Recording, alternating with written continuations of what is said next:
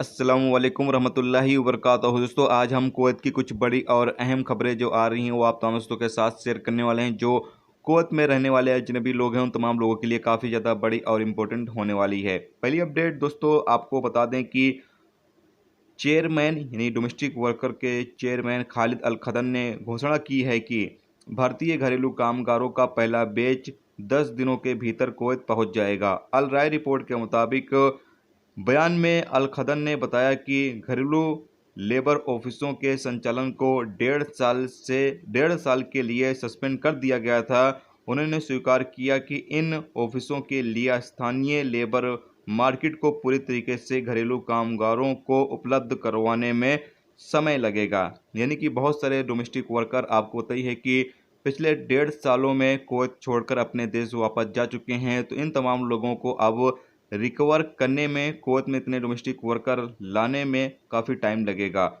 उन्होंने आगे ये बताया है कि घरेलू कामगारों का पहला बैच जो है वो बहुत ही जल्द कुवैत आ जाएगा और इंडिया के लिए नया वीज़ा शुरू कर दिया गया है। इंडिया से नए वीज़े पर डोमेस्टिक वर्कर कुवैत आ सकते हैं।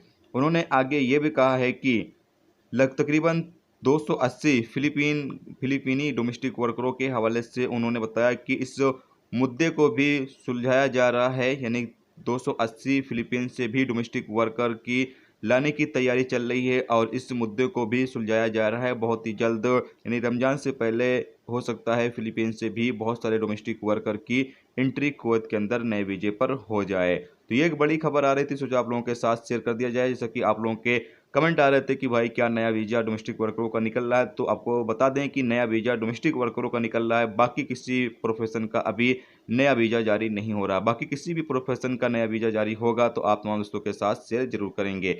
इसके अलावा जैसा कि कल रात में मैंने आप लोगों को अपडेट किया था कि कुवैत के अंदर इस हवाले से फैसला लिया जा रहा है कि कुवैत में जो मौजूदा अभी कर्फ्यू का टाइम है वो तकरीबन 12 घंटे है और इसको घटाकर कुवैत में कर्फ्यू की जो टाइमिंग है वो अब 7 से 5 हो सकता है। यानी शाम 7 से या 8 से 5 बजे तक किया जा सकता है। इस हवाले से फैसला लिया जा सकता है। जबकि रेस्टोरेंट और भी बाकी जो दुकानें हैं उनको कर्फ्यू के दौरान डिलीवरी सर्विस के हवाले से मंजूरी भी दी जा सकती है। इस हवाले से जो फैसला है वो इस सप्ताह जो होने वाली बैठक है उसमें ली जाएगी। इंशाल्लाह दुआ यही है कि जो कर्फ्यू की टाइमिंग है वो 8 बजे से 5 बजे तक कर दी जाए ताकि लोगों का पूरा दिन में जो काम काज है वो अच्छे से हो सके। क्योंकि 5 बजे कर्फ्यू लग जाता है तो ऐसे में काम काज जो है वो बेहतर तरीके से लोगों का नहीं हो पा रहा है। तो अगर 8 बजे तक कर्फ्यू लगेगा रात में तो ऐसे में काफ़ी लंबा टाइम लोगों को मिल जाएगा अपना काम काज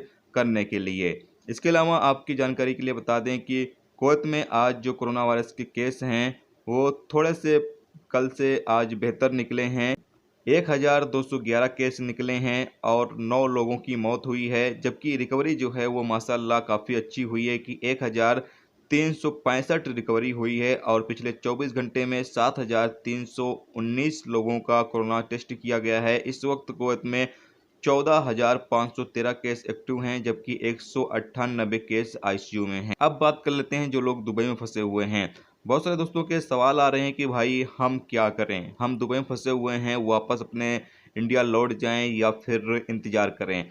तो आपको बता दें कि अगर आपके पास रहने की जगह है, फैसिलिटी रहने की है, तो आप फिलहाल इंतज़ार कर सकते हैं। अगर आपको दिक्कत हो रही है दुबई में रुकने के लिए तो आप वापस चले जाएं, क्योंकि अभी तक फ़्लाइट के हवाले से कोई सरकार ने कोई भी फैसला जारी नहीं किया है और सोर्सेज के हवाले से भी कोई अपडेट नहीं आ रही है कि फ़्लाइट कब तक ओपन की जाएगी। पहले तो सोर्सेज के हवाले से अपडेट आती रहती थी कि फ़िलहाल डेट में हो सकता है फ़्लाइट स्टार्ट कर दी जाए, लेकिन अभी फ़िलहाल फ़्लाइट के हवाले से कुवैत गवर्नमेंट कोई बात ही नहीं कर रही है। तो ऐसे में आप तमाम लोग देख सकते हैं, अगर आपको दुबई में रुकना ठीक लगे तो रुकें, नहीं तो आप वापस अपने देश चले जाएं। तो ये थी दोस्तों कुछ अहम तरीन कुवैत की खबरें, जानकारी जो आप लोगों के साथ शेयर की गई। तो उम्मीद करते हैं ये वीडियो आपको पसंद आई होगी। पसंद आई लाइक और शेयर जरूर करें।